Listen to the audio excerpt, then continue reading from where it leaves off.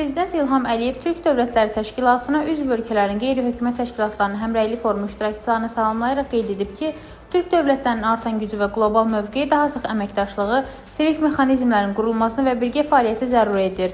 İlk dəfə təşkil olunan bu forum Türk dünyasının vahid ailə kimi birliyinə və əməkdaşlığın dərinləşməsinə mühüm töhfədir. Dövlət başçısı bildirib ki, Azərbaycan sədr ölkə kimi qeyri-hökumət təşkilatları arasında ictimai kommunikasiyanın gücləndirilməsinə çalışır. Bakıda keçirilən Qızıl Aypara Cəmiyyətləri Prezidentlər Şurasının iclası, qeyri-hökumət təşkilatlarının həmrəylik forumu və Türk Dövlətləri Təşkilatının media və informasiya üzrə toplantıları bu istiqamətdə aparılan işlərin genişliyini göstərir. Qarabağ Zəfəri və Asızal Zəngəzur dəhlizi Türk dövlətləri arasında tərəfdaşlığı daha da gücləndirəcək. Prezident vurğulayıb ki, Azərbaycan ortaq qrant müsabiqələri, birgə layihələr və tarixi mədəni təşəbbüslərin dəstəklənməsinə hazırdır.